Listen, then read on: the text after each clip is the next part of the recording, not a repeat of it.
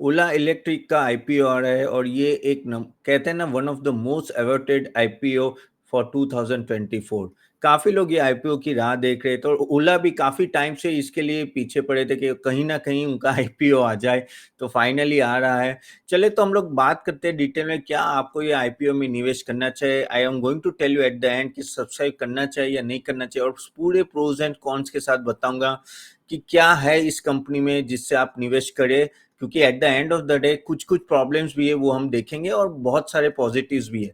चले तो बात करते हैं ओला आईपीओ के डिटेल में। ओला आईपीओ गाइस जैसे आपको पता है ओला अभी नंबर 1 है टू व्हीलर में इलेक्ट्रिक व्हीकल सेगमेंट में। ओके उन्होंने काफी छोटे टाइम में ना अच्छा खासा मार्केट शेयर एक्वायर कर लिया है। So talking about Ola electric guys, पहले हम लोग आईपीओ की थोड़ी डिटेल जान लेते हैं। सो आईपीओ में अगर हम लोग बात करें की डिटेल्स की तो एक तो कल चालू हो रहा है 2 अगस्त से 24 से टू 6 अगस्त 2024। Okay plus book build issue है। अगेन प्राइस बैंड है 72 से 76। नॉर्मली कोई भी 100 रुपीज के नीचे अगर प्राइस बैंड होता है ना वो थोड़ा अट्रैक्टिव हो जाता है रिटेल इन्वेस्टर के लिए। And as a retail investor आप क्या करते हैं, आप लिस्टिंग गेन्स के लिए अप्लाई करते हो या तो अगर स्टॉक बहुत ही अच्छा है तो लॉन्ग टर्म भी आप रख सकते हो। वो आज हम लोग डिटेल में बात करेंगे।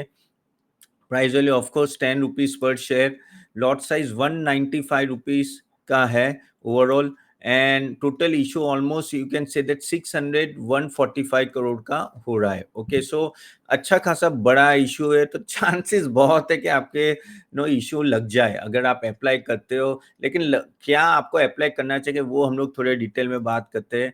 So talking about Ola IPO, basically ये जो एप्लीकेशन लिमिट है ओके रिटेल इन्वेस्टर का मिनिमम वो 14,822 रुपीज का होगा, one lot 161 shares. So minimum तो आपको पता है अबाउट अप टू 2 lakhs आप कर सकते हो अगर रिटेल कैटेगरी में जाना है तो। टेंटेटिव आईपीओ अलॉटमेंट 7 अगस्त 2024 का होगा एंड टेंटेटिव लिस्टिंग डेट 9 अगस्त 24। अभी क्या हुआ है कि आईपीओ का एक्चुअली नो कहते हैं ना कि लिस्टिंग बहुत ही फास्ट है। सो that is good, that is good for the retail investor क्योंकि आपके पैसे जल्दी वापस बैंक में आ जाते हैं। ऑल्सो कंपनी के बारे में बात करें तो 2017 में ये फॉर्म हुआ था। जब ये ओला इलेक्ट्रिक मुझे भी याद है जब ये फॉर्म होता है एवरीवन वाज स्केप्टिकल कि यार चलेगा नहीं चलेगा। And no primary manufacturing electric vehicles, certain core components of electric vehicles such as battery box, motors and vehicles. Okay तो बेसिकली इसमें काफी फोकस था। ओला आपको पता है फेमस है कार के लिए, द कार सर्विस प्रोवाइडेड के लिए, लेकिन उन्होंने ये वेंचर जम किया तो honestly speaking they done very well. I know वो लॉस मेकिंग है लेकिन कुछ भी बोलो अच्छा खासी कंपनी बड़ी बड़ी ना अभी वो नंबर 1 है, 35% मार्केट शेयर है उनका।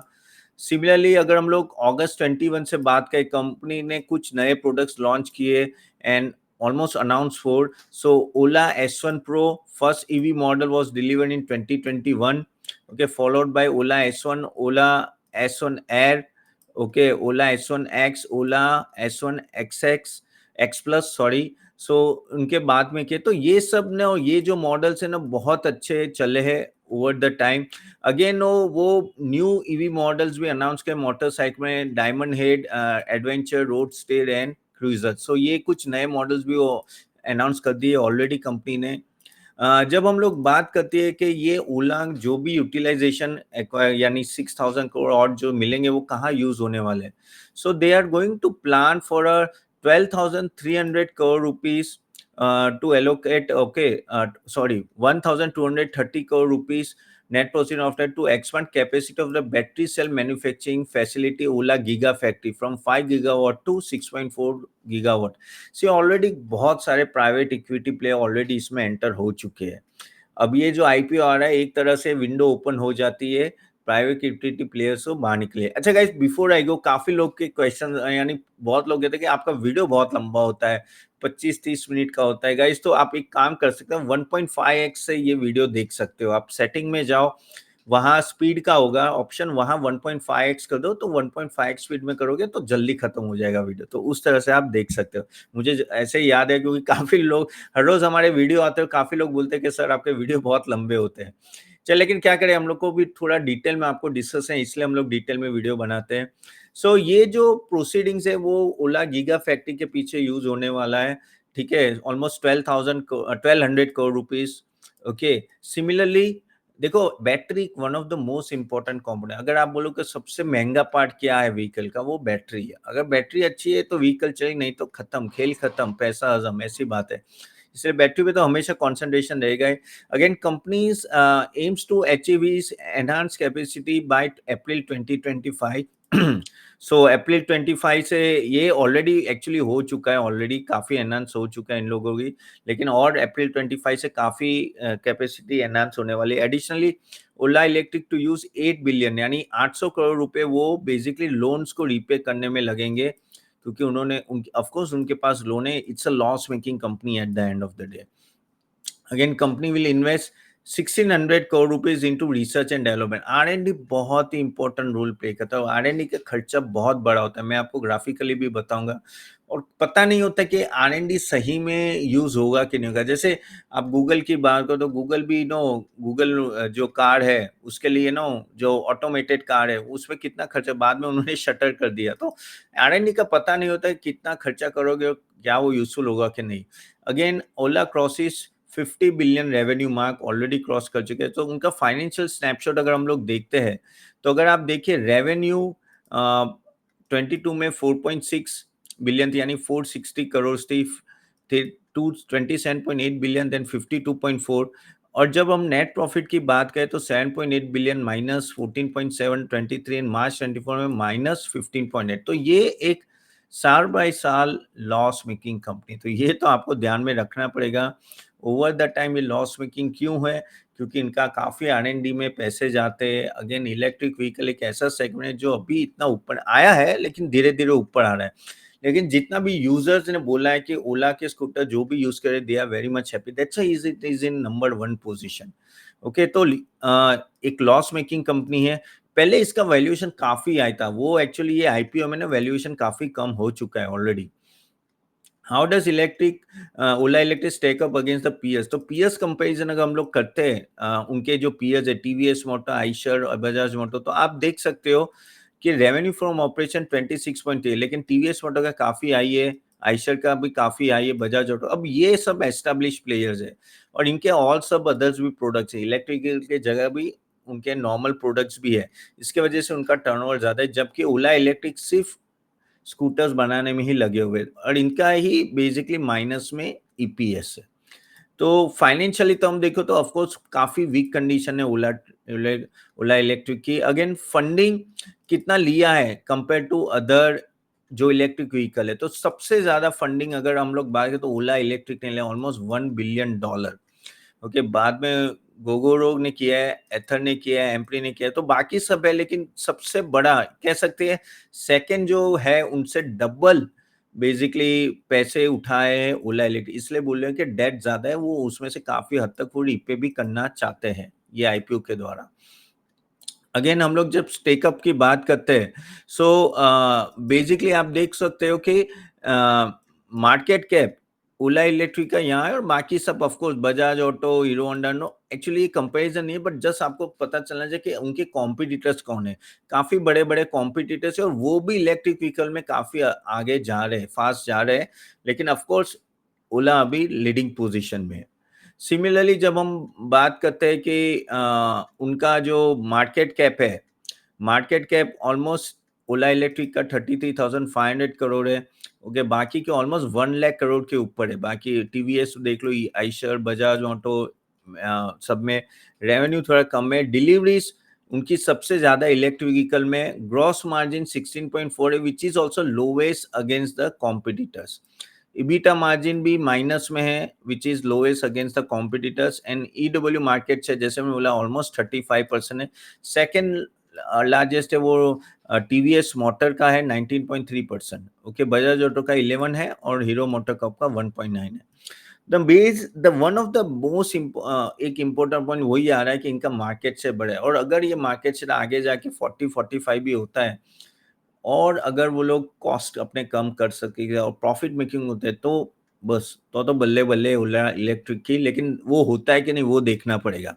इसलिए अभी जब हम लोग बात करते हैं ना कि भई रेवेन्यू कितना है और वो इनोवेशन में कितना खर्चा, तो वो बहुत बड़ी फिगर आ जाती है। अगर आप देखते हो कि यहाँ आर-एन-डी जो आपकी आपने यूनिट सोल्ड किया है, उसके सामने आप आर-एन-डी ऑलमोस्ट 38% कर रहे हो। करेक्ट। फिर 23 में 18 और अभी 7, तो काफ़ी बड़ा you can say that no इनका जो बेसिकली कमाते हैं वो काफ़ी आर-एन-डी में जाते हैं, ऑलमोस्ट 7% जो अगेन हाईएस्ट है against the competitors. Similarly, is it a one trick company? Revenue contribution equivalent what जो स्कूटर है, वो 2 मॉडल से ज़्यादा आ रहे हैं। जैसे ओला S1 प्रो जनरेशन और ओला S1 प्रो जनरेशन 2। अब देखो ये मॉडल में सबसे ज़्यादा अगर ये मॉडल में कुछ प्रॉब्लम हुआ, प्रॉब्लम तो नहीं लेकिन उसके ही जैसे मॉडल कॉम्पिटिटर लाते हैं, तो एक वल्नरेबिलिटी रहती है ओला की कि भाई तो फिर उनका सेल्स अच्छा खासा डाउन जा सकता है। ये एक नेगेटिव पॉइंट है जो आपको ध्यान में क्योंकि इनके पास इतने भी प्रोडक्ट्स हैं जैसे उनके कॉम्पिटिटर्स के पास है। सिमिलरली प्रीमियम वैल्यूएशन है मार्केट कैप से तो ऑलमोस्ट 6.7 टाइम्स है। अगर आप यहाँ देखो ओला इलेक्ट्रिक ऑफ कोर्स आइशर का थोड़ा ज़्यादा है लेकिन कंपेयर टू हीरो मोटर, टीवीएस, बजाज ऑटो जब हम लोग मार्केट कैप टू रेवेन्यू की बात करते हैं 6.7 है जबकि अगर हम लोग हीरो मोटर या टीवीएस तो वो अराउंड 3 के आसपास है। तो उनका एक्चुअली वैल्यूएशन वाइज़ थोड़ा हायर है कंपेयर टू कॉम्पिटिटर्स। एक तरह से ना वो इलेक्ट्रिक व्हीकल की बातें चली इसलिए वो ज़्यादा यहाँ ऐसा लग रहा है कि वो हायर साइड है और वो प्रीमियम भी देते हैं मार्केट। अगेन इनका एट्रिशन लेवल बहुत हाई है यानी यार 47.5% ओके 44% इन दिस यानी 100 में से 44 लोग चले जाते हैं नौकरी छोड़ के। और उसके बहुत सारे रीज़न हो सकते हैं या क्या नहीं है, वो अभी डिटेल में तो जाने लेकिन हाँ, एट्रिशन लेवल बहुत ही हाई है। अब इतना इतना एट्रिशन लेवल हाई होता है ना, तब आप कहते हैं ना कि अच्छा जो रिसोर्स होता है, उसको आप रख नहीं सकते और वो अगर चला जाता है, तो फिर कंपनी के ऑपरेशंस में भी प्रॉब्लम आ जाए। तो एट्रिशन लेवल काफ़ी हाई है compare to other companies. Again cancellation भी अगर आप देखो तो ऑलमोस्ट 24 में 9.1% है। ओके 23 में 77 था पहले 9.4 सो कैंसलेशन तो है यानी 10 यानी 100 अगर स्कूटर बुक होते हैं उसमें से ऑलमोस्ट 9 स्कूटर का कैंसलेशन आ जाता है। जितना कैंसलेशन लेवल कम होता है इतना कंपनी के लिए अच्छा है। सिमिलरली अपॉर्चुनिटीज जब हम लोग अपॉर्चुनिटीज की बात करते हैं तो ओला इलेक्ट्रिक की बहुत बड़ी अपॉर्चुनिटी है। जैसे यहाँ आप देख सकते हो कि नेक्स्ट कॉम्पिटिटर से वो काफी आगे है और आगे जाके नितिन गडकरी ने बोला था भाई 2030 95% of two wheelers will be in electric vehicle. इसलिए बोले कि यहाँ जो सबसे बड़ी सिल्वर लाइनिंग यही है कि इनका मार्केट शेयर अगर यहाँ जबरदस्त मार्केट शेयर बढ़ता है वॉल्यूम वाइज देखो अगर ये 35% भी रहता है लेकिन अगर पूरा इलेक्ट्रिक व्हीकल सेगमेंट ही बढ़ता है तो इनको काफी बड़ा फायदा हो सकता है इन फ्यूचर में। सिमिलरली अगर हम लोग एम्बिशियस ग्रोथ प्लान की बात करें तो देखो ये कैपिटल एक्सपेंडिचर किस तरह से बढ़े पहले 887 करोड़ बाद में 842 करोड़ अभी 1213 14 करोड़ की बात कर रहे हैं हम लोग। तो उनका कैपिटल एक्सपेंडिचर भी काफी वो लोग प्लान कर रहे हैं फ्यूचर के लिए। लेकिन सम कंसर्न्स है ओला का जो हमें देखना पड़ेगा। तो बेसिकली जैसे मार्केट कैपिटलाइजेशन में वो स्मॉल है कंपेयर टू बजाज ऑटो, आइशर, टीवीएस, हीरो मोटर वो ऑलरेडी हमने बात की। अगेन बेसिकली ये अभी अर्ली स्टेज में स्केलिंग अप है। देखो अभी जो इलेक्ट्रिक व्हीकल सेगमेंट है ना ओवरऑल टोटल टू व्हीलर का भी बहुत ही कम है, वहाँ वो लीडर है। लेकिन जैसे-जैसे मार्केट बढ़ता है क्या ये अपनी लीडरशिप पोजीशन बरकरार रख पाएँगे कि नहीं, वो एक पॉइंट देखना रहेगा। अगेन ईपीएस जो नेगेटिव है, ओके, तो वो लॉस में है। तो करंट चैलेंजेस वही है कि कब वो प्रॉफिटेबिलिटी में आएँगे और यहाँ एक दिक्कत आ रही है कि मैनेजमेंट को खुद को पता नहीं कि कब प्रॉफिटेबिलिटी में आएगी। वो मैं कुछ कंसर्न आपको बताऊँगा क्योंकि वो आपके डीआरएफ में ही लिखा हुआ है कि भई पता नहीं कब आएँगे प्रॉफिटेबिलिटी में। Also company is burning cash but has managed to improve free cash flow loss to 31%, then also it is cash flow भी आपका negative है। Similarly due to cash Ola has moved net cash positive 22 to net debt यानी पहले cash positive थे अभी net debt हो गया है। ये कंसर्न है। Again meanwhile most of the peers have healthy profitability track record, EBITDA margin 14 to 13%, 33%। तो वही है कि काफी उनके जो कॉम्पिटिटर है ना, उनके ऑलरेडी बहुत अच्छे ट्रैक रिकॉर्ड है। अब जब आप इन्वेस्ट करते हो तो आपको तो ऐसी कंपनी में आप चाहोगे ना कि भाई मुझे प्रॉफिट मिले तो मेरा eight the and stock price बढ़े। हाँ, अगर ये लॉस प्रॉफिटेबिलिटी में कन्वर्ट होता है तो ओला बहुत ही भागेगा, जैसे ज़ोमैटो में केस में हुआ, करेक्ट। जैसे दूसरा मैं बताऊँ नायका में हुआ, फिर इवन पॉलिसी बाज़ार में हो, लॉस से प्रॉफिट में जाते हो तो आपका अच्छा खासा स्टॉक प्राइस बढ़ता है। Again disruption in supply chain, basically इनका है ना काफ़ी सारे रॉ मटेरियल चाइना से आ रहे हैं और उनके जो 2 मोल कंपोनेंट है वो बाहर के फॉरेन के सप्लाई, तो वहाँ अगर कुछ प्रॉब्लम हो गई तो दिक्कत है। अगेन नो उनका एक लिमिटिंग ऑपरेटिंग हिस्ट्री है मैन्युफैक्चरिंग इक्वल में, सो वो कॉन्फिडेंट नहीं है कि भाई फ्यूचर में प्रॉफिटेबल कब होंगे। अभी तक उनको वो राह दिख नहीं है कि ये प्रॉफिटेबल कब होगा। तो यहाँ क्या बात हो रही है कि वैल्यूएशन कितना अप जा सकता है, वही बात हो रही है कि स्केल कितना कर सके। बाकी ये नॉट नेट लॉस में तो वो price to equity P ratio बहुत आपका हाई रहता है। Heavily invested in R&D, okay. जैसे हमने बोला R&D फ्यूचर में कितना प्रॉफिटेबल देगी हमें पता नहीं होता है।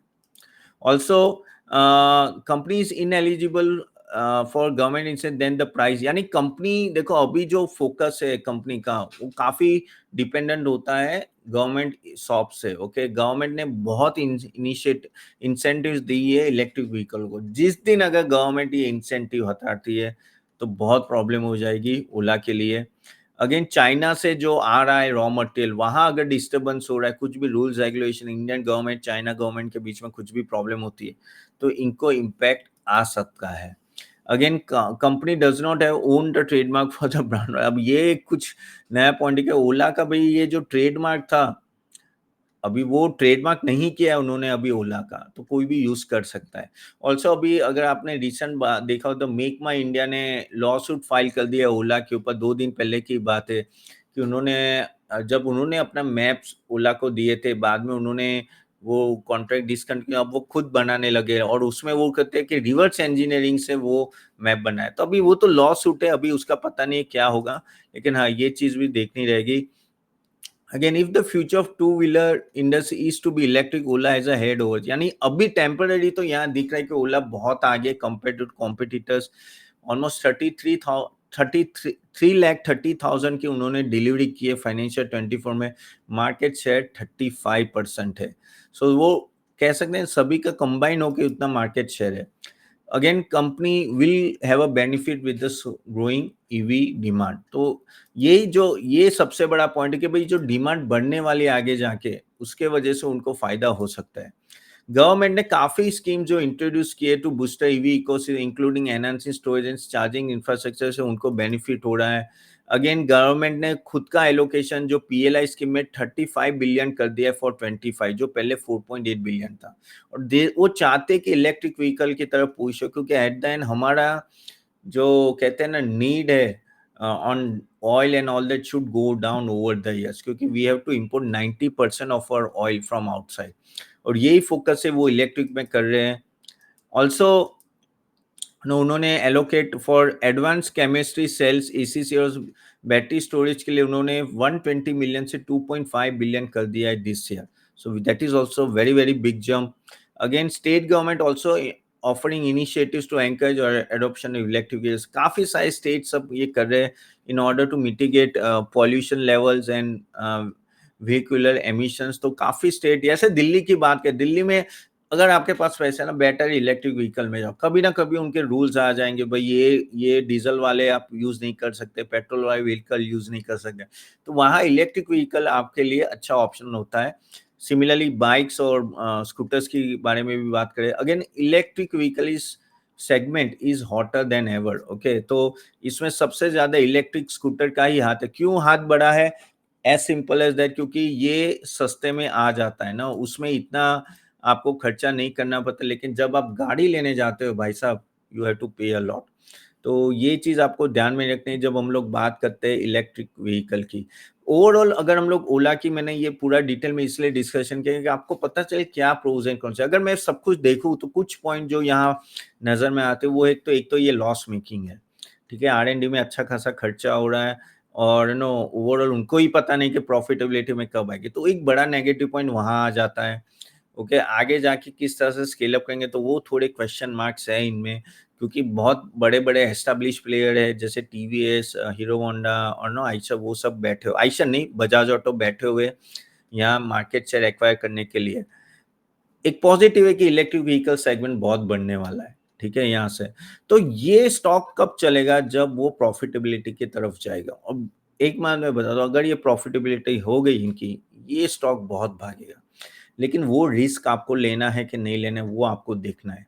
अगर हम लोग ग्रे मार्केट प्रीमियम की अगर मैं बात करूँ अभी आईपीओ का, तो वो कुछ 14 से 15%, 15 या 16% के आसपास घूम रहा है, 12 से ₹15।